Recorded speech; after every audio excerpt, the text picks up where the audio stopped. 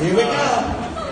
And I don't think it's too late for that. So It's too late. So next week I'm going to be doing a photo shoot. So if any of you guys need any photographs or anything of me, just let me know. And the second thing is, if I make any mistakes up here, okay, I want you to know I'm always right. So if I make any mistakes, I'm going to blame it on Bruce. So it's always going to be Bruce's fault. So again, we do that so we can get everybody to relax, and we want everyone to continue to network when the breakfast is over. It's important that we start talking to each other.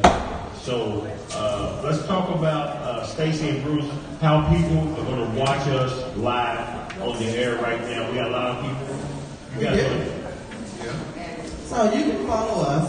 First of all, you can follow us on our webpage at www.communityconnectionsgrp.org.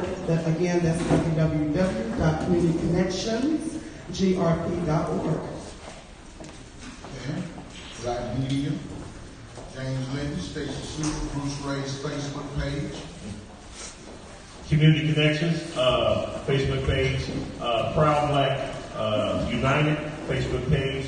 We're also on 104.7 FM going live this morning, 1240 AM radio going live, 93.5 The Wiz radio going live, also on Wave FM going live, and then we're on YouTube on Main Events sports page. So give them a hand for our own broadcasters this morning.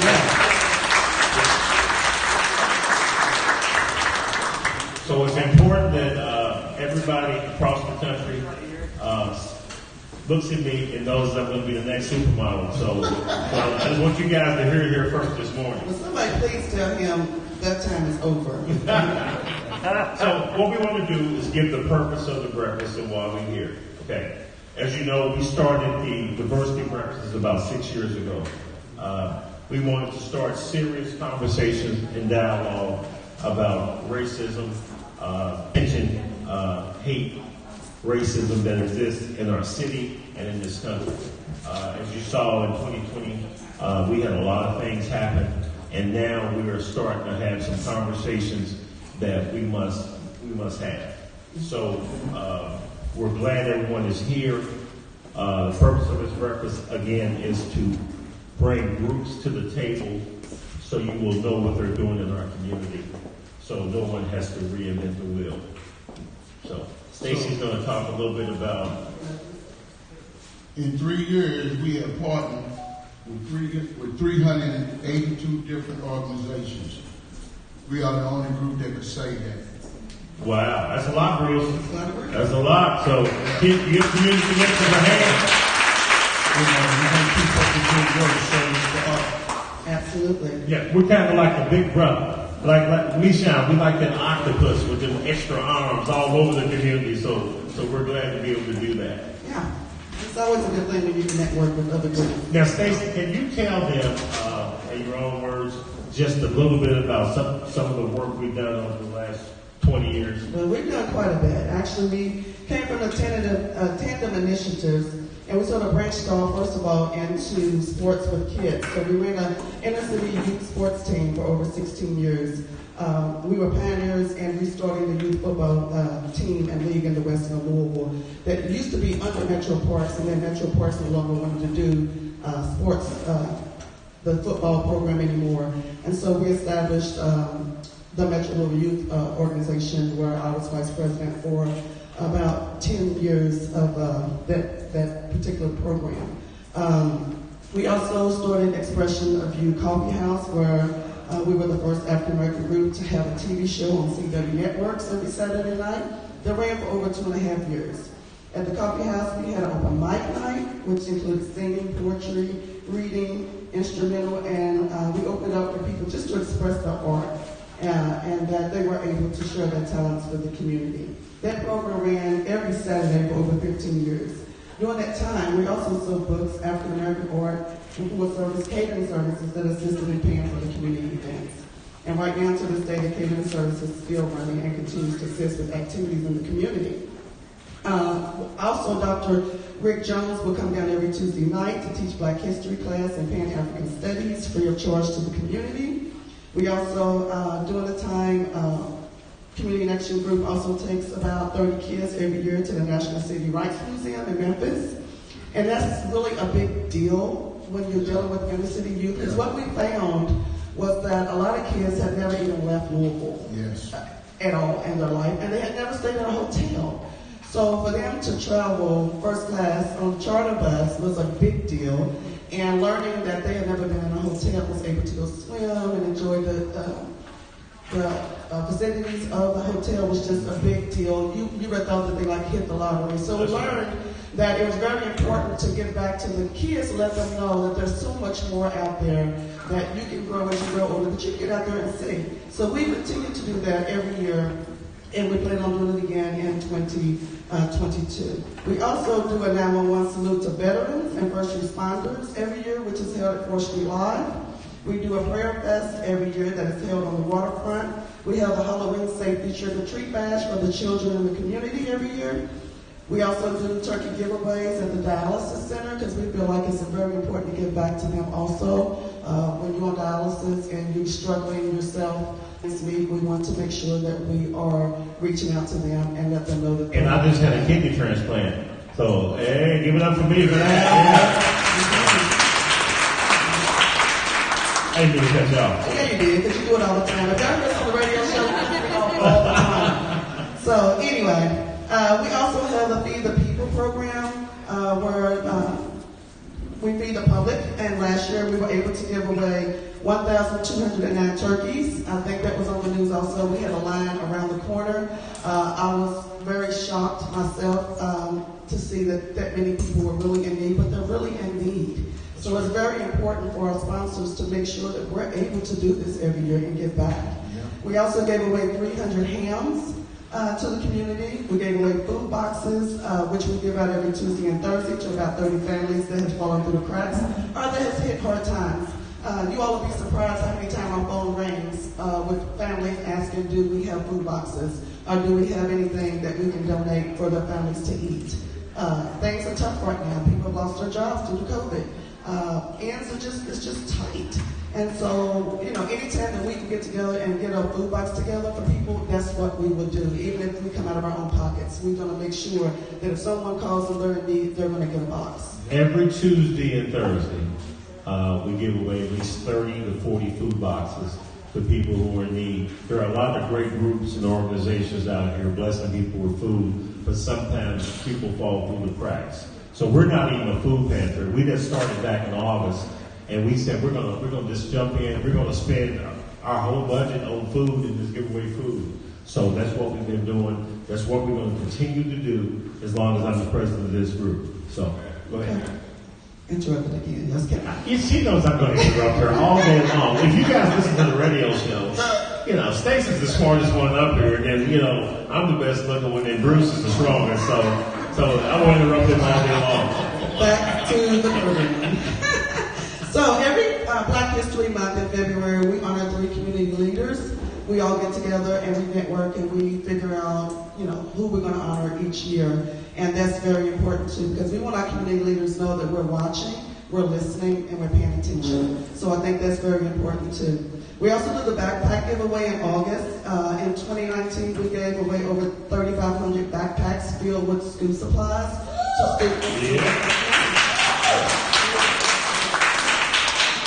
One thing we know, we want our students to be prepared and ready when they go to school.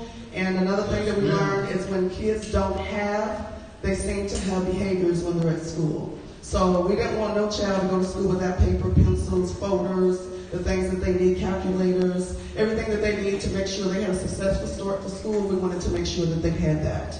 And finally, we have our Community Pride Cleanup Days.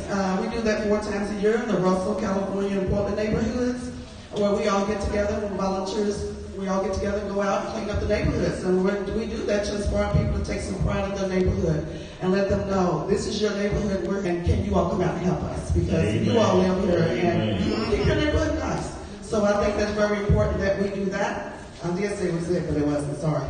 Go ahead. We also have our home ownership and credit repair classes and information that we give out to the community. We get a lot of calls. A lot of people call for information. How do I reach somebody that does do this or do that. And so we always want to make sure that we have the information needed so that when we do get those phone calls, we can direct them in the right place. Because we want everyone to live the American dream and be a homeowner. So if that means you got to repair your credit so that you can get it right to be a first-time homeowner, that's what we want to help you do. We also have the Charles B. Linton Gentlemen and Ladies Club. The Community Connection Groups in Charles B. Linton Gentlemen's Club is geared towards male youth between 6 and 12 years old and also females. And we there teach manners, conflict resolution, self-respect, social responsibility, and accountability. And we also want to teach our young ladies that it's okay to be a young lady. Amen. You don't have to be out here twerking and doing TikTok videos. You know, we want our young ladies to be young ladies and to be proud of who they are. And so that's a big pet peeve for me, is that I try to live my life so that young ladies can look at me and be like, you know what? It's all right to be educated. It's all right to be classy. Yeah. It's all right to have clothes on and still look presentable. You don't have to be walking around half naked. So I think those programs are very important, and not only for that, and our gentlemen, because I see that a lot of young men have a problem with resolving conflict, and that's why we have so much gun violence, because people don't talk anymore. And so I think that it's important that we continue that program, because we're trying to make a difference in the youth. If we catch them young, we can help them as they get older. Hopefully we won't send, they won't be going down the road to prison. We also have the Boys to Men program, where we mentor young men. We connect them with strong, supportive men who encourage them to become positive forces in their community and let them know they don't have to run around with gangbangers or people that's not doing the right thing in their community. So we have the Brothers Helping Brothers, which teach men how to be fathers. And that is very important, because a lot of our African American young men were brought up in single family homes. So they lost that dynamics of having a male role model in their life. And I think it's very important that we continue to have our strong brothers out here that can teach them, hey, it's all right. We all make mistakes, but let me teach you the proper way to handle your children. So I think that's a very important program. We also have the Evening in Paris, where we dress up in 1920 clothing and have a big party. We do all this work all year. We got to have some fun somewhere. So I'm looking forward to that. We create activities like every 2 weeks. I know for the last probably 3 or 4 months, we have been out in the community giving away food boxes, going to the homeless shelters, taking, and that's one of Bruce's programs that we support. And we take out blankets and socks and gloves and hand sanitizer and toothpaste, toothbrushes, lotions, anything that you could think of. We've given them gift cards to get something to eat. So we always try to make sure that we have not forgotten about the homeless population. And I think that's important also. So we're here all about community service. And that is the purpose of our breakfast also, to let you all know we do a lot in the community. And we need more volunteers. We need men and women who can speak to our kids. So, because we try to change the role models from the pimps and the drug dealers that live in the neighborhood, to seeing Tom Wine come back, to seeing James Mack who does healthcare, to seeing Megan who does real estate. When we put professional people in front of our young people, even Dr. Rondo right there will come out and speak. So we want to encourage you guys to sign up as volunteers and to get involved and help us make a difference. Yes. So as you know, Stacy takes over the show every week. She's always taking over the show. So give her a hand for all that. Thank That's because I'm more professional. I'm more professional than these two. Hey, y'all notice I'm the quiet one. All right. If you just joined us on YouTube or Facebook, you listen to Community Connections Group and Radio Show Diversity Breakfast. Thank you guys for tuning in, and thanks for sending me that note. Community Connections Live. You can follow us on Facebook, Twitter, and all the other social media avenues. And keep listening. So let's start the program, guys. We got a young man who's coming to the mic next who has lived an incredible life. He's come from the streets. But he has turned his life around and just become a leader in this community. The song he's going to do talks about where he came from to where he is now. And I believe it's going to be on his new album. Help me welcome to the microphone my good friend, Dollar Green. Come on up, Dollar.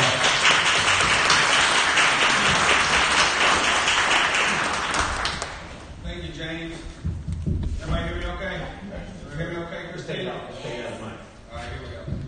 All right, so first of all, I just want to honor the fact that I believe people are important to them, and everybody's here at 7:30 in the morning at an event about closing the 9th Street divide. So give yourselves a round of applause before we So thanks, James, for the introduction. My name is Dollar Green. I wear many hats in the community. I am also on the board of directors for the Volunteers of America. That's the treatment center I went to in 2006 when I got out of prison. As a direct result of my drug addiction. So the project James was speaking about is called Face Off, and that's where I very publicly recover out loud, and I talk about what it's like to be addicted, to be homeless, to be recovered, right? In addition to that, I serve on the Advisory Council for Restorative Justice, where we work to disrupt that school-to-prison pipeline that I got caught up in. Amen. So thank you all for being here. I want to share a quote with you. Margaret Mead, I don't know if you know who that is, but she's a cultural anthropologist, right? I Google stuff and I hear stuff and I go all the way down the rabbit hole. So Margaret Mead said, "Never doubt that a small group of committed citizens cannot change the world, for indeed that's all who ever have." So that's what this means to me. That's what this work is to me. That's what this conversation is to me. My life has been about breaking the cycle of addiction and trauma in my bloodline. And with new levels come new devils. And I'm talking about new levels of growth. So as I go about my process of recovery, 15 years now, it becomes larger than just my bloodline. I see this trauma in our community, and that's what I'm here. That I believe white silence is violence. Another quote that I live by is that the most sure way for evil to prevail is for good men to do nothing. That's right. So that's what I'm about. That's why I'm here. And what I want to share with you this morning is the opening track for the Face Off LP, where I recover out loud, and it's called "The Story About a Boy." So let me talk to you. Look, I just need a minute. I'm going to tell you about a boy who was never going to be. He grew up addicted. He didn't have no siblings, but still everything he had to share with mental illness. His mama had it. It was just them. It was them against the world and them against the system. They were caught up in a trap designed to keep a slave in prison. Let me talk to you. Are you even paying attention? I said they were caught up in a trap designed to keep a slave in prison. They say the sky's the limit. The sky's not the limit. I mean, who you kidding? He knew that was just a gimmick. How somebody touched the sky when he can't even touch the ceiling of the trailer that he lived in. It was broken down and lived in. She went to work. He was alone. No one to care about how he's feeling. His mama was depressed. He knew she wasn't trying to hear it. She said she wanted to die. Keep on begging God to end it. He just hides in his room and acts like he don't even hear it. He wished to go away, but it keeps coming back to visit. Now she's crying on the phone, keeps saying the word evicted. He didn't know what it meant, but knew it would change how he was living. Look, he was only 9, but in his mind he had to fix it. Yeah, he had heard mention of God, but it was faint and only whispers. And if his father didn't want him, then how's the one in heaven different? Yeah, the struggle's real, I know. I watched him live it. This record is for anyone been caught up in that system or who's ever been to sleep with no heat, no lights, cold nights, nothing but heat from a stovepipe. But this is about the boy and his mom, and they were so tight. A trauma bond, he would stick that out his whole life. She persevered, never cared what kind of purse she wore. She lived for him, but looking at him, she couldn't help but feel all the pain in her heart. His dad had left her there. She never left from there. If she wasn't crying about a man, and she was crying over late bills, and he was 13 when he sold his first pain pill, it was the same still. It didn't change nothing. She went to work more. He stayed blunted. She moved a man in. The boy would take from him. He'd sell his weed at school. He loved to make money. They went from state funded to... She knew what he was doing, but she wouldn't say nothing. She was never scared, but when it come to the boy, she was afraid of him. She'd find drugs and guns, and she would pray for him. It was too late for him. There was no turning back, because he would spend 20 and get 100 back. He fell in love with that. He couldn't get enough of it. By high school, you could get anything you want from him. Still wasn't enough for him. It was never enough for him. It wasn't the drugs, it was what they done for him. His mother told him it wouldn't last, that they would come forward. They come forward, had guns drawn, telling him, get down on the ground for him. They found more than enough, he would go down for it. They hold it down for him. I mean, he had connections. Until this girl started messing with his best friend. Then his next friend. Then his next friend. Yeah. He began to question everything these rappers ever said because it was real different. His definition and theirs of what was real different. He started to feel different. No one was here with him. There was nobody down the ride. No one was sitting in this cell with them. The hell with them. This would be the end of his story. Victory over hardship was built for him. He killed for another chance to rewrite his story. Rewrite his story. He grabbed a pen. He wrote the script for it. He had a gift for it, something like a 6th sense. He packed his bags, man, and he ain't seen the pen since. That sentence did exactly what it was supposed to do. He swallowed pride and did what people that are sober do. He told the truth.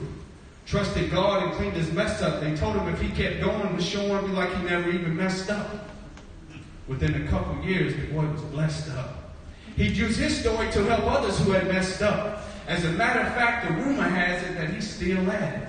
They say he makes music that helps heal addicts. He was real bad once. He's helping them through real battles.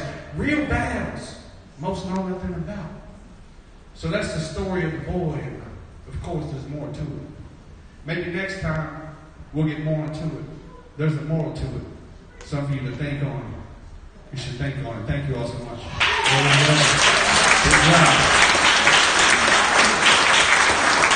Thank you, God. Real good.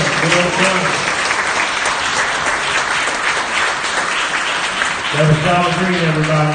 If you joining us on Facebook, YouTube, any of the social media pages live, you're listening to Community Connections Group. I'm one of your hosts, James Linton. I'm Stacy Sewell. Bruce Ray. And this breakfast is being sponsored by Churchill Downs. So thank you all for listening. The next group we want to bring, they really need no introduction. This group has been out in the community for a long time. Chris started with us at the Coffee House on 18th and Muhammad Ali over 20 years ago. The group is called the Game Changers Organization. I want to welcome to the mic the president of the organization, Chris Tuace, Christy Welch, the deputy director, and Dr. Keith Miller, University of Louisville chief trauma surgeon board member. Can you guys come on up and tell us a little bit about Game Changers? Give them a hand as they come out.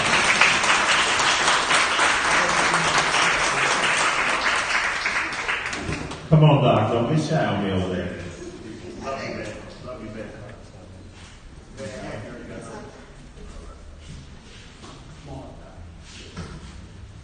Thanks, everyone. Again, from us, good morning to everyone again. Appreciate being here. James, Stacy, brother, thank y'all so much for all the great work y'all do. It's just very welcome. It's deep work. Some of you all have never been in the trenches with them. They do wonderful work. And we express our gratitude from Christopher Stewart's Game Changers to you all for the wonderful work.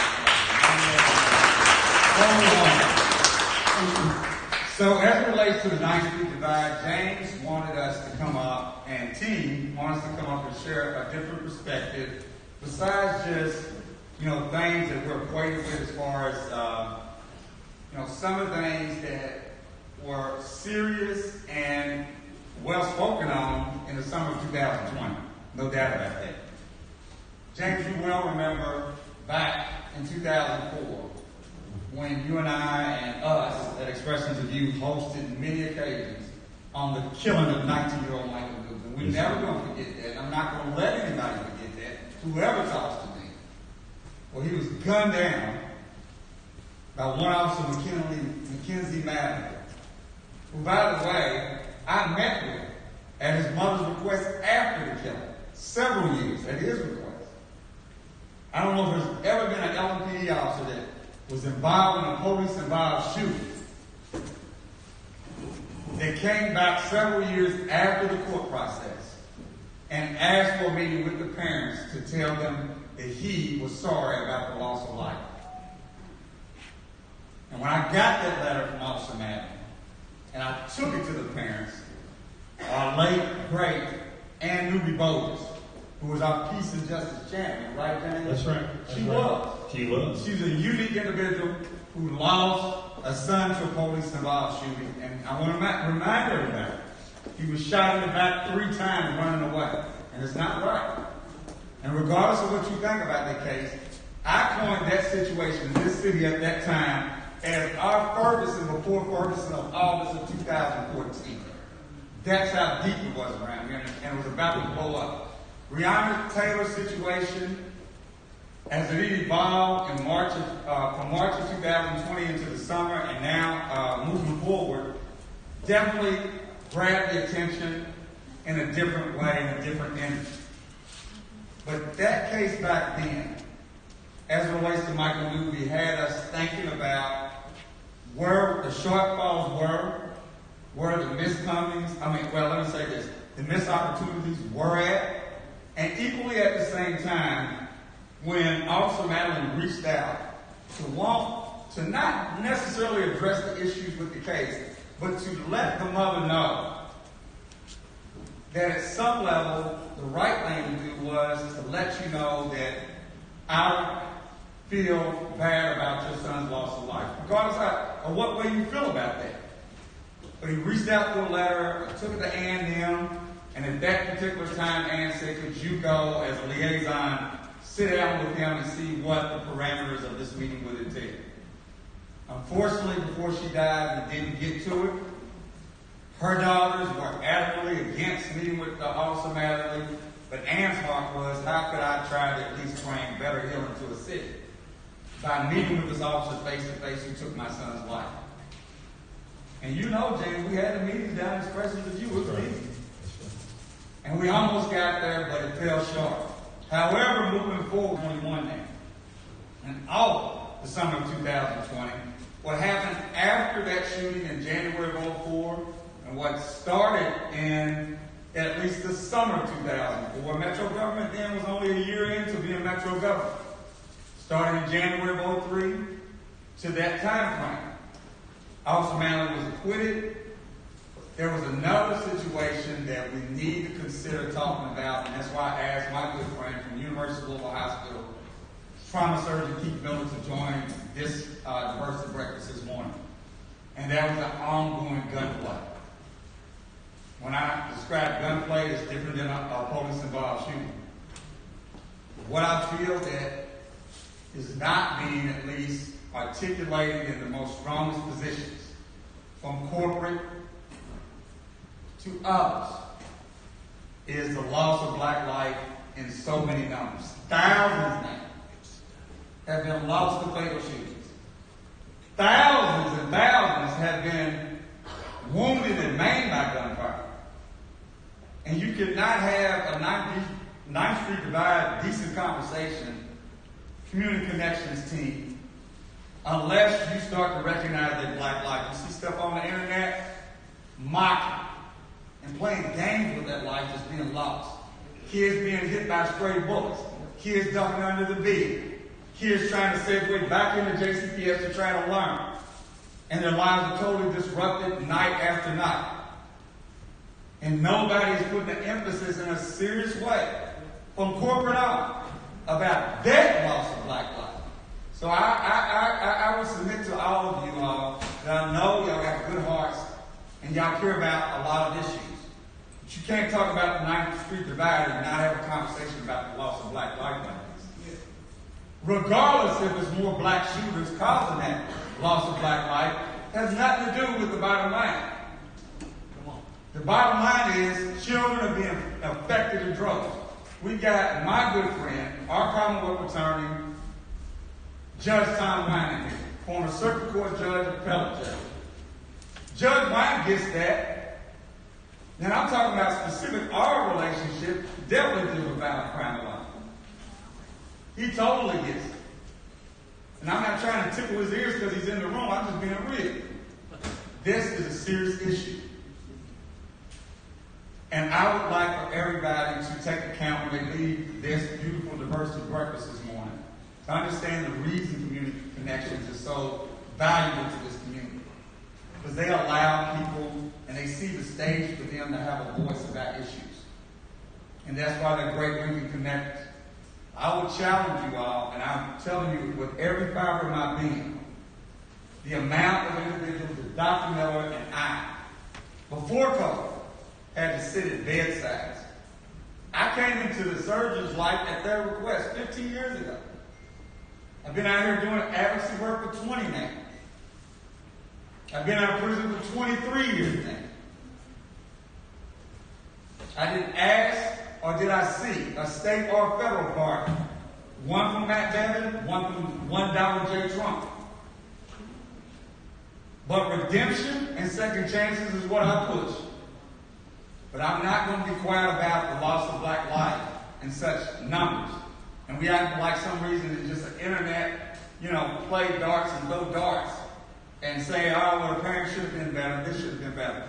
What about the kid in JCPS who deserves a chance from all of you all in the room to understand the trauma you all went through? And I'll wrap up on this end, James, because I know they got to quickly say something as well.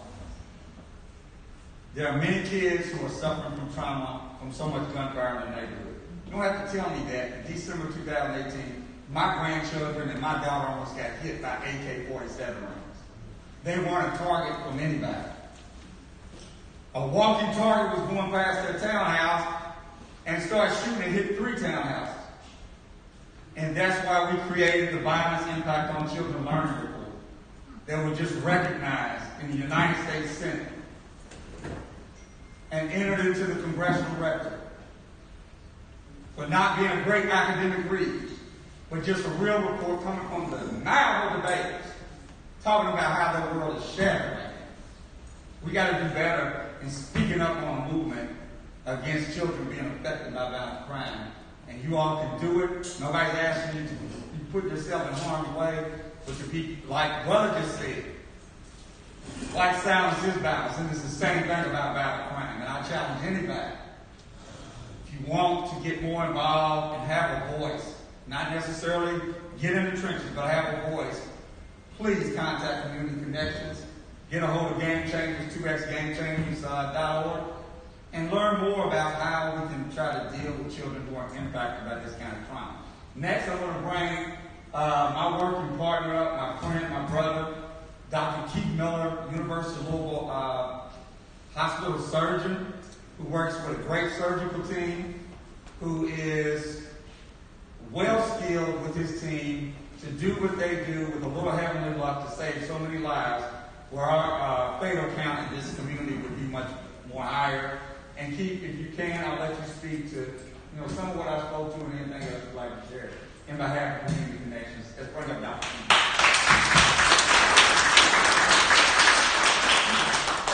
So I'm not as good at this. Cut me a little slack here. I think, anytime that Chris asks us to add a little perspective on what's going on in Louisville from a gun violence perspective, I'm happy to do that because I certainly don't know that it gives the attention that it deserves. So I'm going to try to provide a little perspective for that. I pointed to each one a little bit earlier because we spent a lot of lives together dealing with those issues. We carry around these bulky pagers. They look like they're from the 1980s or something. We found it to be reliable technology for the most part. Every time this thing goes off, it means somebody's critically injured in our city. It's not always gun violence. It can be car accidents or anything else. But somebody needs attention. Somebody's bleeding to death. Somebody needs help with breathing issues, that sort of stuff. The full resources of the hospital. Meet that patient at the doors. This patient's gone off more in the last year than at any other time during my time at the University of Louisville. Right now in our city, we're dealing with unprecedented violence. You all know this. I think this is a public health issue. If I got to give you one message, that's it. All right? One message from Miller to take home would be that this is a public health issue. Why is that important to keep saying? We'll try to illustrate that in the next 90 seconds, and then I'll get out of here. We're all familiar with COVID. We our lives have changed in countless ways. We're all wearing masks and social distancing only now. We're sort of getting back to opening things up. We've lost 1,000 lives, almost 1,000 lives to COVID in Jefferson County, and that is catastrophic. We've had over 1,000 firearm injuries in Jefferson County. That includes everybody. That includes intentional self-inflicted injuries. That includes unintentional accidental injuries. That includes interpersonal violent type injuries. And that's a substantial number, and that's a public health issue as well. 85% of those, I'm not going to bore you with a bunch of statistics, 85% of those are interpersonal injuries. So by and large, the majority of those are what we call typical gun violence. 300 of those patients, 30% of those patients are 21 and under. 85 of those patients are 16 and under. We lost 200 individuals to firearm injury in Jefferson County, at least. And what I want to do is put this in perspective by introducing the concept of years of life lost. Okay? Years of life lost. So if you take 1,000 COVID fatalities, and again, this isn't to diminish the importance of COVID in any way, okay? I mean, but the average age of that individual is somewhere in the order of 68, 70 years old. That's 7 years of life lost per COVID fatality. The average age of our fatalities from gun violence is around 32 to 34. So if we take an average life expectancy in the United States of 78, you can see we're losing 40 plus years for every gun violence fatality. We're losing 7 to 10 years for every COVID fatality. 1,000 times 7, right? 200 times 40. From a year's life perspective, a year's life loss perspective, these are pretty equivalent. This isn't an exercise to say one's more important than another. This is an exercise to understand what we've lost as a result of gun violence when it comes to the years of life lost. So, this is not okay. When COVID pandemic started, we all accepted that there are solutions to the COVID pandemic. None of us doubted that at some point we weren't going to start to return to our normal lives, right? I think that's probably true. We believe that there were solutions. I don't feel the same thing, although Chris has done tremendous work. We're starting to feel this, that there's a belief that there are solutions to this issue. This room, I think, runs contrary to that. I think we do believe there are solutions to this problem. We've got to convince our community that there are solutions to this issue. And I think you all, with you all's help, and Chris, we're getting that message out. There are solutions. This is not an insurmountable problem. If we approach this as a public health issue, just as we have COVID, we've spent trillions of dollars on COVID as a nation, we can put resources into the gun violence epidemic as well. So, I feel a little preachy. I don't know if you You're doing fine, Doc. You're doing fine. Take your time. COVID is a big issue. It requires our attention. Gun violence in our community is a public health crisis and deserves our attention. They require multidisciplinary, multifaceted public health approach. Be sure. I love you, buddy. I'm optimistic when I look around this room. There's reason for that optimism. So thank you. I think Christy is going to talk next a little bit. So thank you for the opportunity.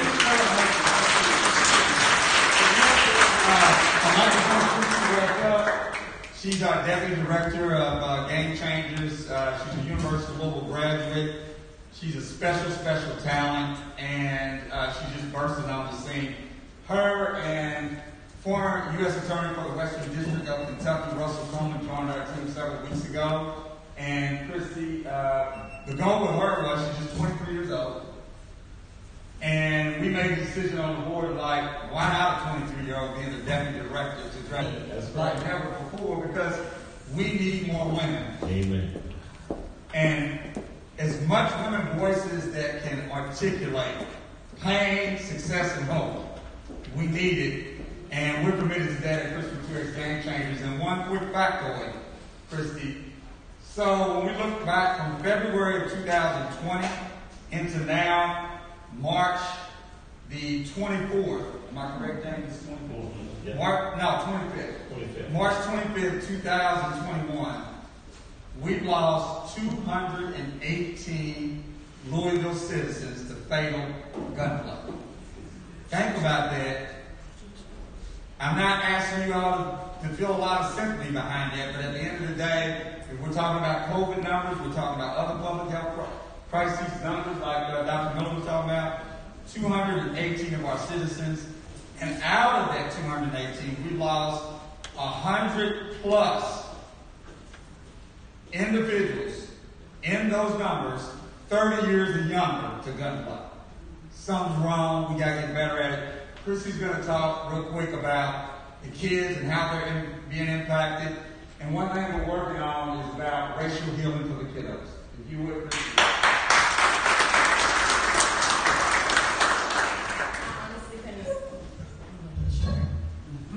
He's well. You need to take it off. Okay, so I just couldn't ask for a better champion, for someone who would believe in me and just give me a chance. Because it's all I've ever asked for, but my story is kind of similar to every other person in my age. My first experience with gun violence probably happened around, I was 9 years old. I was on my grandmother's front porch, and all of a sudden her neighbor came out of the house. I guess it was a drug deal gone bad. I was like the oldest out of all my cousins. It was like maybe 4 or 5 of them, all itty bitty babies, right? He comes out the house, just letting rounds off as someone that goes down the street. And I'm just standing there just like, terrified, because I'm like, whoa, what if he looks over at us? What is he going to do? We're witnesses in this. I'm just like throwing all my cousins in the house, just trying to, manage somehow. Then I get into high school. Every party you go to in high school in Louisville at this age is shot up. I have a friend who has a bullet in his neck and another one who has it in his arm from just being at a party, just being standbys. I have lost 3 or 4 cousins to gun violence. So when I went to college, I made sure to in Pan-African Studies and Humanities, and I got a minor in philosophy with religious studies. And I just really wanted to understand how I can help my community. And it really takes someone who's in their age group to speak to what they're going through for them to understand. Because I understand it. Older people can say as much as they want to, and it'll just always be white waffles. You don't know what you're talking about, you can't relate to me, but I think I can, and also I'm grateful for Chris giving me the opportunity to be able to speak to my peers to have this issue come to an end. Because this is affecting children. I remember when I was 9 years old, when that happened, I didn't go back in the West End for 3 years to see my grandmother or my family. Because I was terrified. I'm not from the West End. So it's just like, imagine being a young child growing up in that situation. All can't escape. This is a problem. I didn't see my family for 3 years. They had to come out to see me because I was scared of them. And so it's just like understanding the impact on children. I can still see this day in my head. And I know these children can see it in their head every day. And so it's just important for us to do something to change these lives. Because these children are so intelligent. And they might be the cure for all the things that we're looking for in the world right now. But they're not given a chance to do that. So thank you so much for this opportunity to speak. Thank you, James. Thank you, Chris. Thank you, everyone, for even listening to me. This means a lot. Thank you. Game Changers Organization. Give them a hand, guys.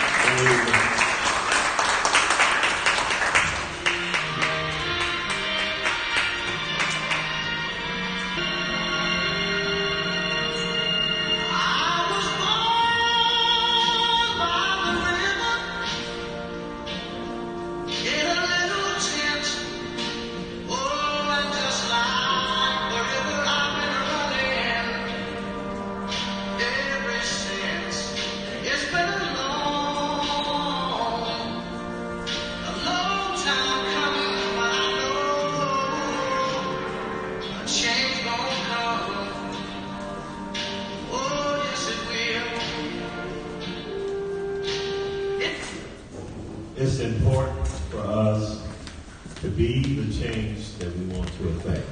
Yes. As I look around this room this morning, there is enough of us here today that we can change our community overnight if we would set aside our egos and begin to work together. And that's the purpose of this breakfast. I want to say To our people watching us on YouTube, thank you so much. You're watching Community Connections Group, Diversity Breakfast. I'm your host, James Linton. And Stacy Sewell. Bruce Ray. We have 21,816 people watching right now, so everybody just wave their hand real quick and let them know that Louisville is well represented this morning. Amen.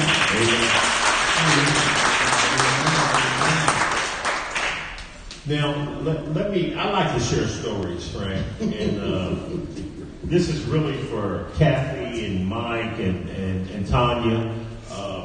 Pat Day came down a few years ago. I'd never met Pat Day. We did a thing for the Black Jockeys, and he came down. He was one of our guests, and I was looking at Pat, and I think the Kentucky Derby, the weight of your equipment and the jockey has to be like 126 pounds, if I'm not mistaken, Mike. That sound about right? 126 pounds. So I'm standing beside Pat Day, and I'm thinking, me and Pat Day are the same size. So I'm thinking, all these years I could have been riding the horses at the Derby, and I missed my calling. So again, it's not too late for me to get up on those horses. If you need me for this year's race, let me know. So again, I want to say, the breakfast will be. I'm not betting on your horse. I just want you to know. I put my money on the horse. Well, the average size of a jockey is between 96 pounds and 118 pounds. So I'm right there somewhere in the middle. Okay. So That's the weight of your shoes. Right. So again, guys, you listen to Community Connections radio show. The breakfast is being sponsored by Churchill Downs today. They give so freely. We appreciate them being our community partner and working with us all year. So we want to bring up two people. Now, are you going to introduce them or I'm going to introduce them? What are you going to do? I forgot. I saw your name, Stacy, right there, and I just looked over it. So I got to keep it line out. So up next, let me please introduce, once again, our community partners from Churchill Downs, Mike Anderson and Tanya Eglin. Did I say it right, Eglin? Okay. Mike is the president of Churchill Downs Racetrack, and Tanya is the VP of Corporate Communication. And we're glad to have you guys this morning. And I believe Tanya's going to go first. And just feel free. Go ahead. Well, thank you so much. And Reverend Linton, I have to say, very sincerely, thank you for the opportunity to be here, for what you do with this organization. This is a true honor for Churchill Downs to be a part of, to invite us through these doors, to welcome us to this conversation. I mean, what a concept, right? Bringing people together to talk it out. So this is a huge moment for us, and we're so blessed to be a part of it. Thank you, Stacey and Bruce, for the platform to address this group. I get to sit at a table with Christopher Truex and the Game Changers, and I can't imagine in the course of a regular day that I would have had an opportunity like that. So thank you so much. Amen. I think the initial invitation asked us to talk about horse racing, and normally when you hear from Churchill Downs, that's what we talk about. But I have to start by talking about a different animal, so I'm going to talk about the elephant instead. And it would be appropriate to come to an event that is called Closing the 9th Street Divide. And Churchill Downs didn't acknowledge what we learned over the course of last year and how we can do our own work to close divides. Last year, we heard the voices of an entire community of people who said they didn't feel like the Kentucky Derby was for them. They didn't see a place for them to celebrate in festivities. They didn't feel included. And I think as human beings, our first instinct when you get sort of called out on the carpet like that, when you get criticized, is to be a little bit defensive, right? We do it in all of our relationships. And so, instinctively, I looked at myself and I said, well, that's not true at all. Our goal is always for everyone in Louisville for this to be a purely inclusive event. But we kept hearing the calls to do more, and so we challenged ourselves to do so. And we made a pledge to the community. Perhaps many of you heard that one or read it. We made a public pledge that we would engage in the hard conversations in our community, in our city, in our sport, and in our own organization. And that pledge, through the past year, has sort of been my do-list. I revisit it almost every day. We're going to engage in hard conversations in our city, in our sport, in our organization. And those are three entirely different conversations. there's three directions different movements of work that need to take place in order to make progress in those areas. But we're holding ourselves accountable to that. And we promise to take concrete action to address any roadblocks to progress and to do our part to advance the changes that our city and our country so desperately needs at this moment. And so I'm here today with a report card to talk to you about the progress we've made over the past year. And as my colleague Kathy Shercliffe often says, we're not at the finish line, but we're out of the starting gate. And I know many of you probably would say, well, you stayed in that starting gate a long time, a little too long. And I think, I look back at that, and these horses that run the Kentucky Derby, the starting gate opens, and they have a direct path. They know exactly what they're bred to do. They run for the finish line. And I think for us, when we were dealing with this challenge, it was a lot of looking around and saying, what's the right answer? What's the first step? How do we solve this problem? So there's a lot of talking. And then we agreed. It's not how we do it. We have to do a lot of listening first. The solution isn't simple. If there's a right answer, we can solve the problem easily. This is complicated, and it's going to take a lot of listening. And so we did that. We engaged with community leaders. We had some really, really difficult, hard conversations. Again, the solution is not an easy one, but we're making progress. I'm excited to tell you a little bit about what we've been able to accomplish and what we're working towards. Both in this Kentucky Derby and moving into the future.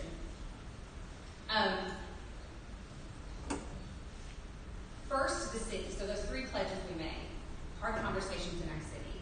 Today, as a company, we have restructured our entire charitable giving strategy to direct funds to organizations that reduce inequalities. They support greater access to education and resources for well-being.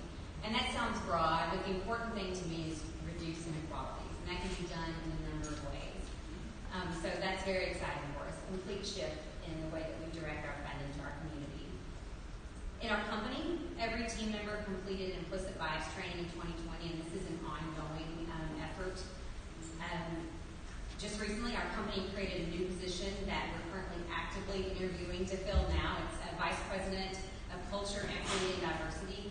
And our goal with that role is to create long-term accountability for us as a company, as a good corporate neighbor in the city of Louisville, and to change really the entire DNA of our company so that our internal goals and values really reflect that of our community. And through this, you are community stakeholders, and so we want this to allow us to better serve you. And then I mentioned our sport. This year we will be announcing, this isn't public news yet, but I wanted to let you all know, we're announcing that we have a day during Kentucky Derby week every year. It's on a Tuesday. It's called Champions Day. It's an industry day where we really celebrate everyone in the industry that contributed to the history and legacy of the Kentucky Derby. And this year, that day will become Champions for Change. And we're going to have that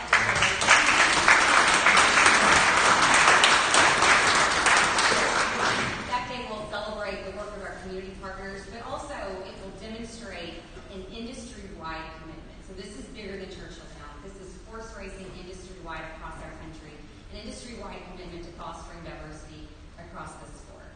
And so we're excited about mentorship opportunities, internship opportunities, spreading that pipeline. We're going to get James Linden up on the saddle of a horse. All right. Just don't run it in the Derby.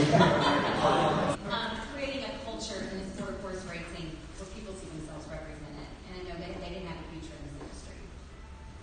And then we have to talk about the Kentucky Derby because we're well within a 30-day window of the 147th Derby.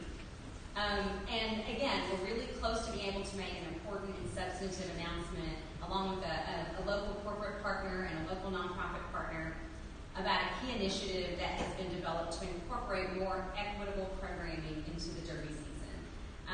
And beyond that, it will be very intentional in directing economic impact to the Louisville communities that have encountered a lack of access through the years. And we talk about the economic impact that the Derby has in our city. There's some people who feel like they don't have access to any pieces of that pie, and so we want to change the way that structure works so that everyone feels like that they can benefit from what the Kentucky Derby does for our city. And I don't want to upset our partners by revealing too much too soon. And I know people, they must get a little bit frustrated with us saying, we're about to make an announcement, we're close to making an announcement.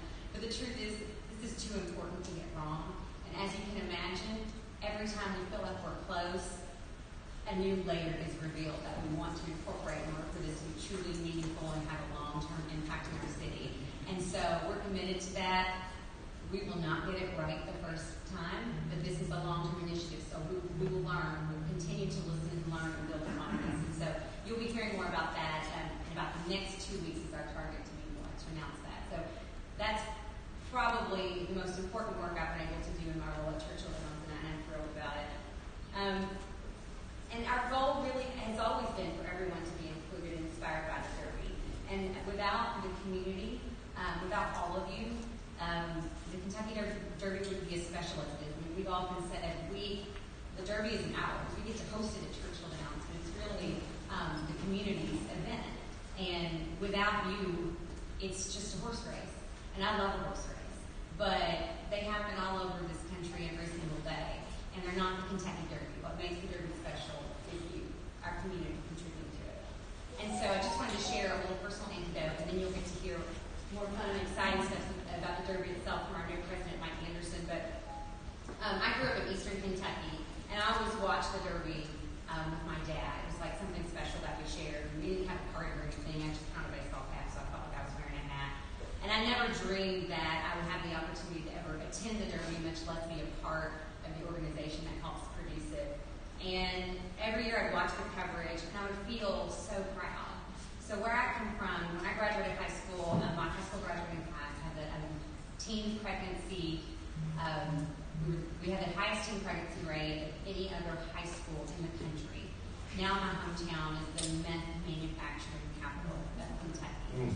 And so, I lived among people that didn't have a lot of hope, that felt really left behind.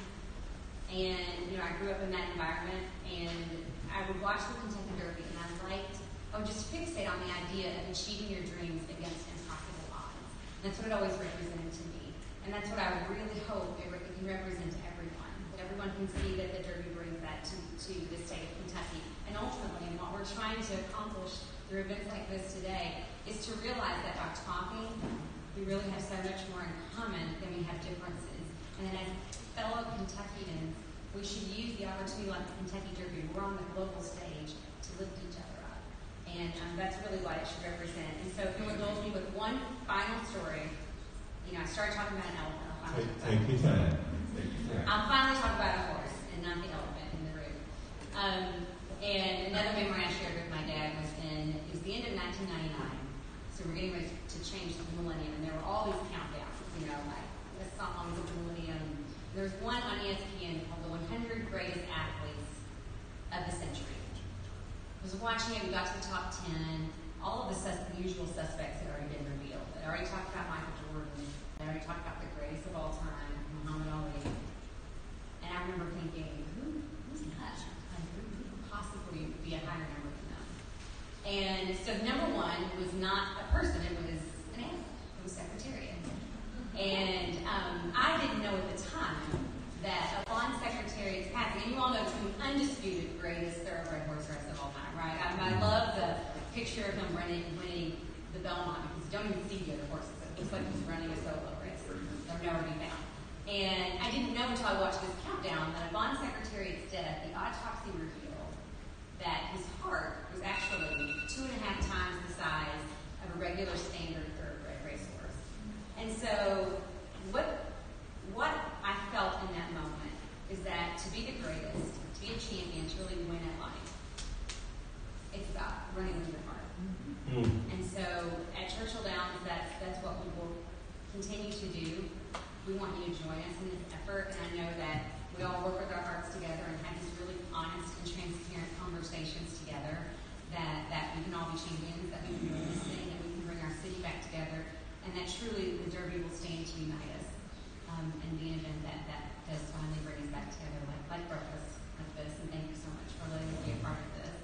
And so more about Derby 147, which is just a few weeks away, from the newly appointed 14th president of Churchill Downs Racetrack. He was appointed in December of this year, and man, he had his talk about running straight out of the starting gate. He definitely had no time to just stand and look around.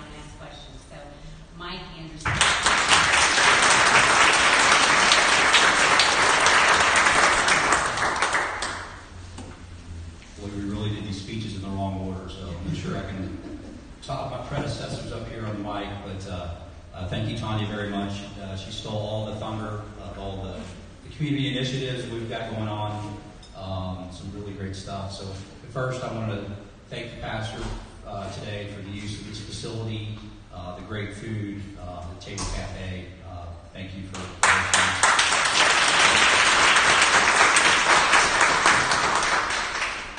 and Bruce and Stacy. I don't know how you put up this guy, James. We're in the presence of not only a supermodel, but a future famous jockey with James here. So Churchill Downs is so happy to be partnering with Community Outreach Group. What you have done in the last 6 years is truly amazing, and we want to raise the profile of everything that you do. I knew a little bit about your organization over the last couple months, but I've heard so many stories from people in this room about all the amazing things that you're doing literally every week, every 2 weeks. So thank you so much for all that you do for this community.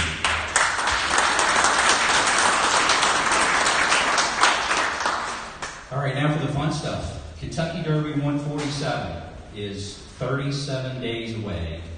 And as someone who just took this job 3 months ago, that scares me a lot. So, very anxious. I've been very fortunate at Churchill Downs. I've actually been with Churchill Downs for 24 years and got this promotion early part of this year. So, very happy to be drinking through a fire hose with information and getting prepared for this event.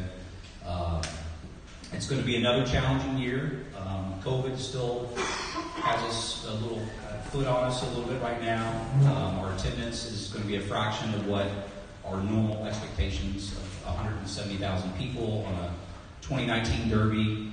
We're going to be a fraction of that because of the limitations we have with social distancing and mask wearing. But we're working closely with local and state public health to make sure we provide a safe and secure environment for this year's Derby. So we're very much looking forward to that. So the Kentucky Derby, I grew up in the south end of Louisville, a native, and my parents grew up around Churchill Downs, Southern Parkway, and Taylor Boulevard. So the track has always been a part of my life. Not that I visited that much when I was younger, but so when I think about the Kentucky Derby in this community, it's really not about Churchill Downs, the ownership group. It's about this community. It's not about the greatest 2 minutes in sports. It's an internationally known event. It's more about what this community does during those several weeks of celebration of life, of the pageantry of a beautiful sport of thoroughbred racing. But it's about each and every one of you and how you treat people during that time frame. It's the love. It's the love affair with this community. And I know that we got some guests here. I know some folks originally from Oklahoma. We've got some folks here, I think, from Birmingham.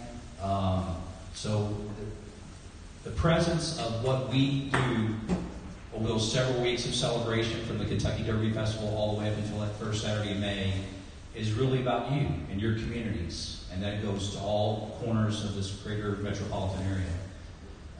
It's the people that come in here that fall in love with the kindness, the willingness to share your residents, your restaurants, our hotels. It's an economic engine for this community of nearly $400 million.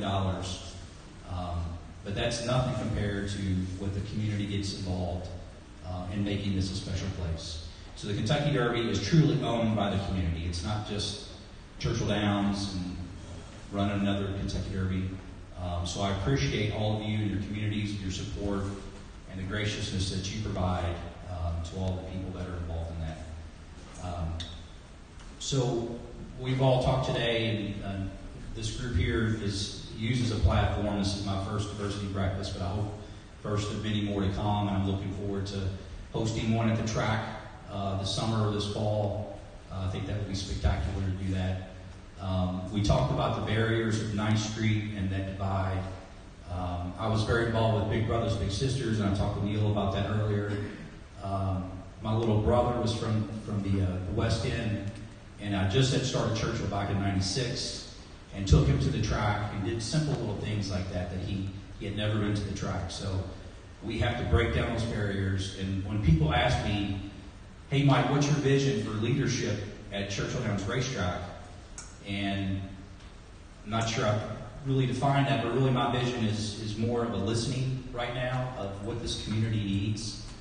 And my goal is to open up this entire community to Churchill Downs Racetrack. So just by show of hands, how many have been to Churchill Downs Racetrack? I know there's a few out-of-towners that may not have been there yet. So most of you have been, which is great to hear. My goal is whatever part of the community you're in this great city, we want to open our doors and make sure that we're there for you and that you can be part of the history of this iconic building, the iconic event, the Kentucky Derby. So that's my goal, is to break down these barriers and help your group continue to break down the barriers in the West End, the Ninth Street Divide. So again, thank you for all you do. Very happy to be in my position, and I look forward to continue to partner and with the outreach for some of your goals. So thank you very much. Thank you. Thank you so much.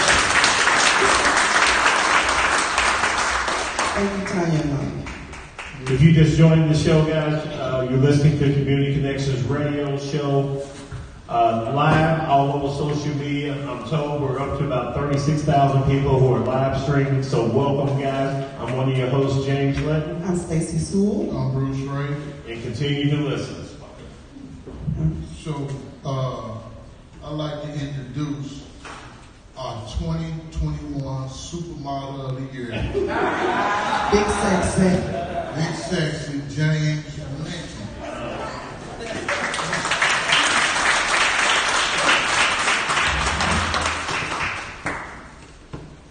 All right, guys. My name is James Linton. Most of you hopefully know me by now. I will be riding a horse in the Kentucky Derby this year. So I'm very excited about that, Mike and Tanya. So I'm the president of Community Connections Group and radio show, and very proud to serve. I want to thank our board members, our volunteers, all of our group members. Can you give those guys a hand?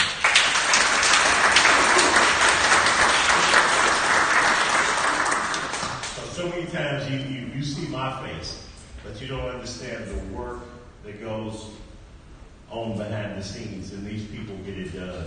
And I'm just so grateful to be a part of the team. So thank you again. So let's talk about the organization, Community Connections Group, one more time. How many of you guys have ever heard of the 4 Ps? You ever heard of 4 Ps? Probably not, because I created it in my mind, right? So the 4 Ps is really how we run this organization and how our board members, we live our lives. And the 4 Ps are very simple. And I want you to kind of make a mental note of this and duplicate this in your group or wherever you would like to. And the 4 Ps are prayer, plan, perform, and produce. I'm going to say that one more time. Prayer, plan, perform, and produce. And we believe with those things, you can have a successful organization and a very strong group. So there's some ways that you guys can help Community Connections continue to be successful with all of the things that we do in the community. The first thing you can do is sign up to be a volunteer. Okay? We got 70,000 kids in JCPS that cannot read. Okay? So we started a books and basketball program where we bring them in by using basketball. We got 3 gymnasiums that open the doors to us. And they play basketball for 1 hour, and then they read. And then we also found out that the parents can't read. So if the parents can't read, you can't help with the homework. So we have the whole family who was really dysfunctional because nobody in the house can read. So if you guys would like to volunteer for some of our programs, all you have to do is go to the website or call Bruce or Stacy or Reese or Monica or Neil or anybody and just get involved. We have 40,000 books that we have to figure out how to get out to the community. They're going to be free. We want everybody to start reading. We want to change sort of reading literacy program and just give away as many books as we possibly can. So Tom, I'm going to give you a bunch of books to take to your neighborhood and give away. Chris, Angela, Mike, Angela, everybody. It's just going to make a difference. Now, if you can't volunteer, if you can't come down and volunteer, because people are very busy, and I understand that. Now, there's a financial way you can help. You can donate. You see that big box on the table right there? Before you guys leave today, you're welcome to stick a check in there. You can go to the website. There's some envelopes on the table. Okay, you can mail a check in. Now, I'm going to be talking to Mike and Tanya and Kathy in the next couple of days about some things, that some immediate needs that we have from our partners at Churchill Downs. So we're very glad that you guys are working with us long term. Give them a hand as well for that, too.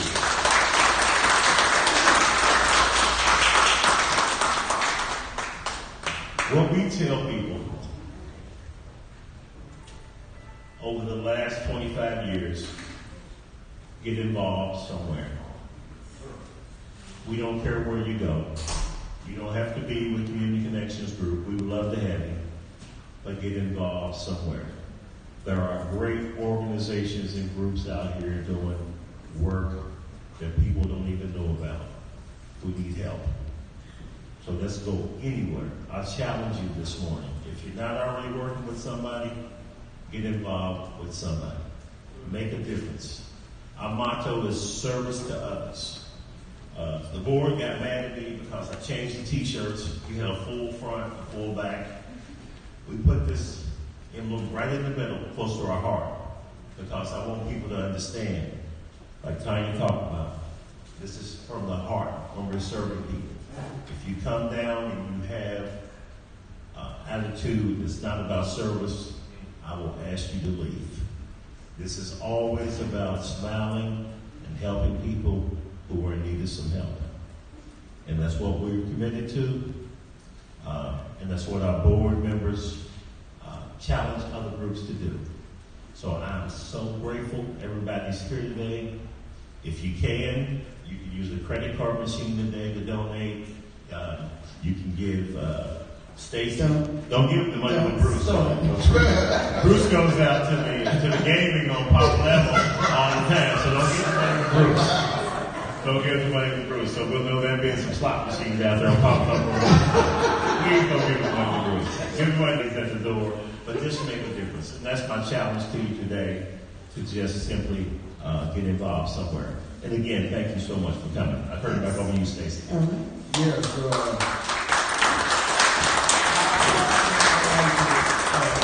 introduce. We're gonna have a song by Carrie the Mother. So, Carrie the Mother. All right, Carrie, come on up. If you just joined us, guys, you're listening to Community Connections Diversity Breakfast, sponsored by Churchill Downs. And keep listening, because this young lady coming to the mic right here is a great singer. I'm a little disappointed she didn't ask me to sing with her this morning, but that's going to be okay. We'll talk about that another time, Carrie. Well, you were going to be the background model. All right. Just real quick, I woke up this morning and I was tired, fibromyalgia hurting. And the devil said, don't go, just stay in the bed. Because I waited on that Value City bed for about a year. They just delivered it 2 days ago. And I was like, I'm not leaving this bed. But God said, get on up, because he's tired of me hiding. He's tired of me hiding behind this mask. He's tired of me not sharing my gift of song. And he's tired of me not sharing my heart. I know somebody spoke about coming from the heart a second ago. And I also heard about you all helping with home ownership and education with credit and things. I'm almost 50 years old, and I just bought my first home. I was blessed by, but what I'm getting at is, when I was buying my home, I was looking in different areas of the city, and my realtor with Berkshire and Hathaway was telling me, well, you don't need to look in these areas because we have a lot of drug addicts in this area. We have a lot of homeless people in this area. Got a lot of black folks in this area. Got a lot of uppity people in this area. So I heard her saying that to me. And it hurt me, because she's talking about my city. Mine. This is my city. This is your city. It's my city. We're neighbors. I don't care how far away we live from each other. We're neighbors. Okay? We're in this Ohio Valley. So when I chose the home in Beachmont, who knows where Beachmont is? A lot of people said, don't go to Beachmont, too many homeless people there. Too many drug addicts. It's too close to the track. And it's too close to the airport. Right? So I was so proud to buy my first home in Beachmont. And I started to see things I'd never seen before because I hadn't lived out in that area. And I saw a lot of people with no shoes walking around at 2 o'clock in the morning. Saw a lot of women pushing strollers with babies in it, but they didn't have anywhere to push them because they're homeless. And they're living underneath the viaduct over there by my house. And I didn't feel like... I thought at first I made the wrong decision, I'll be honest. And so then the other day I lost my job, just bought a house, lost my job. But something said, don't be afraid. God said, don't be afraid. So I thought, well, I'm going to be afraid because I don't know if this homeless person's going to want to come in and break into my house and stuff. But I saw a woman pushing her baby in the stroller, nowhere to go. She just aimlessly walking around. So I got up and I went out to her, and my boyfriend said, don't do it, she's going to steal your money and all. I said, no, I'm going to go to her. And I went to her and I said, where are y'all going? And she said, just going, just walking. I said, do you need somewhere to go? You have a baby with you. And I could tell she's got a drug addict problem. It just is what it is. Let's be real, okay? That's right. I'm a 100% person, okay? I took that woman to the Center for Women and Families, and it was difficult to get help when I went there. It was difficult to ask them, hey, this lady's been walking around for 3 nights. It was cold, too, with this baby, and I said, she needs some help. Well, why hadn't she asked us? She's embarrassed. She's afraid. She doesn't want to be judged. She doesn't want her kid taken from her because she's on heroin. That's right. But I'm here asking you all to help her because she's walking her baby on my street with nowhere to go. Desperation affects everyone. If you're not the one who's desperate, you're affected by the one who is, because you see it, you feel it. Empathy is dwindling in our communities nowadays. People don't have empathy. And I'm full of it. And so when I went and I begged them to help her, they found her a room. I don't know how long it'll last for. And I'm not hanging myself on a cross for doing that. But if you will get out of your own way and step out and say, hey, can I help you? By the way, I lost my job. I don't know where my next car payment's coming from, but can I help you? That's what this is about. That's why God allowed you to wake up this morning. He didn't allow you to wake up this morning to come talk about the Derby or for Carrie to come and sing in front of people. He woke me up because he wants you to share your testimony. He wants someone to help somebody. So with that being said, he said, Carrie, get up, get out of that bed, and come sing this song. So with that being said, I'm going to sing this song, and I want you all to sing it with me. And the reason why I want you to sing it with me is because it's Amazing Grace. And guess why that is so prophetic right now? Because through all that desperation and confusion and lies and fear, guess what the only thing is that we got to count on? Grace. His grace. Ain't nothing else like it. So I would love for you all to sing this song with me. A lot of people only know the first verse. That's the one I always sang in church. So we're going to go through 3 verses, if that's okay, Mr. Linton. Because the reason why it's so important is I wrote them down. And I wanted to read them so it made sense to me as to what I was singing. Because you don't want to just sound pretty. You want to mean what you're singing. So I'm going to sing these verses because they will be heard. And I want you all to sing them with me, okay? Amazing Grace. Amazing grace, how sweet the sound that saved a wretch like me. I once was lost, but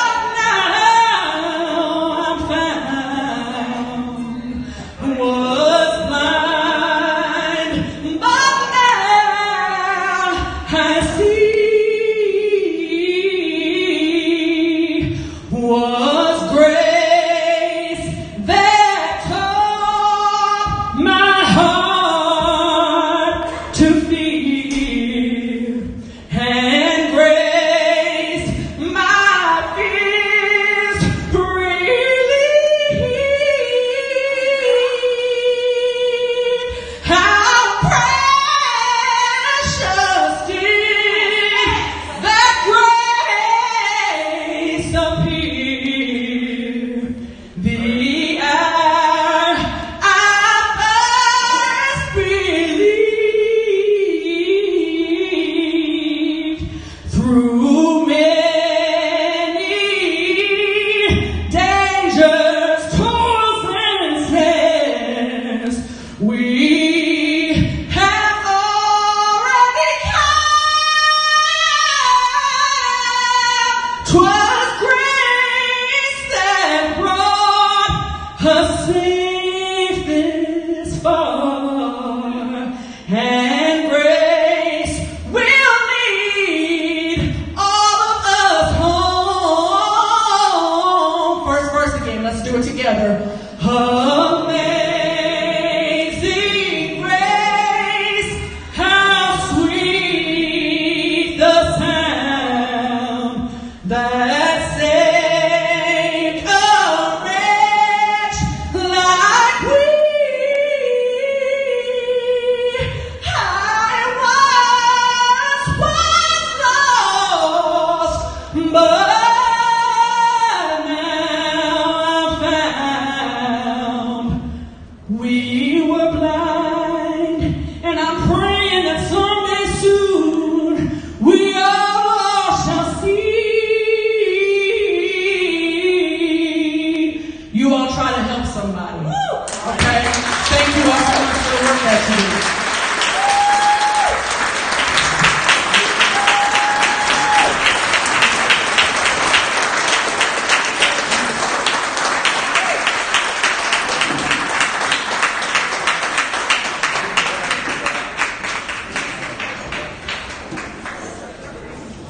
Thank you, Carrie. Girl, you can sing. I almost threw my shoe at you, but I didn't want to get no charge. All right, we just got about 5 more minutes. We get ready to wrap up. Okay. So on behalf of Community Connection Network and Radio Show, we would like to thank each and every one of you all for getting up so early to come and join us for breakfast. We're hoping that us all coming together sort of opens the dialogue to discuss what's going on and the divide between a nice street divide. So once again, we thank you all. Please network before you leave. There's a lot of people here with information that you may be able to share with each other. So once again, thank you all for coming. We appreciate it. I want Pastor to say something, and then we're going to do a small, it's called the Community Connections Group Pledge of Love, Hope, and Peace. So let's stay seated for just one moment. We'll wrap up in just about 4 minutes. All right. Well, first, I just want to say, or in closing, I want to say, James and Stacy, thank you. We are so proud here at the Table Cafe to host this meeting, this breakfast, and this conversation. We have a saying here that everyone has a seat at our table. And we do not care what side of the city you live on. We don't care if you have the best job and the highest paying job or you have no job. We don't care where you live, if you live downtown, work downtown, or live under the viaduct here at 22nd Street. You have a seat at this table. And I believe this morning, and this has been a representation of that everybody has a seat at the table, and that's where the solution to the problems are. They are in the hearts of the people that call Louisville home. And if we can just learn to sit at the table together and talk with each other. We also have another saying here at the Table Cafe that says, come and enjoy the flavor of our community. And I think this morning we have enjoyed the flavor of the city of Louisville. Yes, we have. Thank you. Yes, we have. Well, in conclusion, we're going to do the quick pledge. Again, it's called Community Connections Pledge of Love, Hope, and Peace.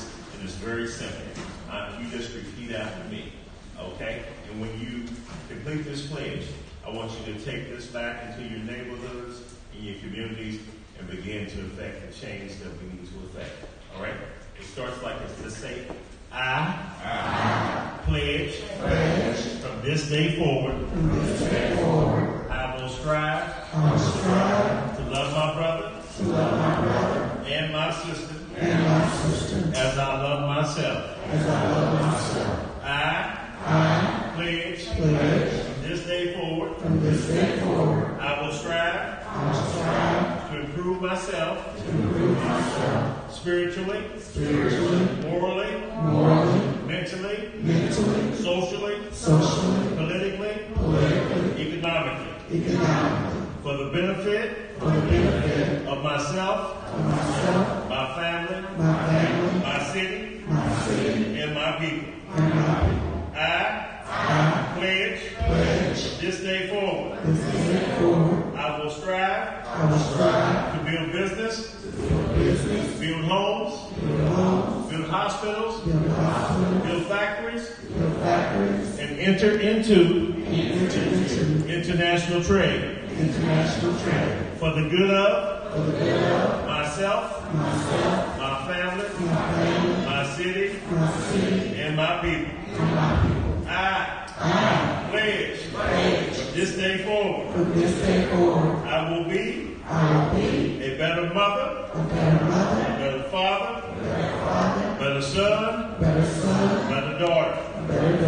I pledge from this day forward. I will support any group, any organization that shows respect, love, unity for themselves, my city, and my people, in the human family. So help me God. Amen. Thank you all for coming.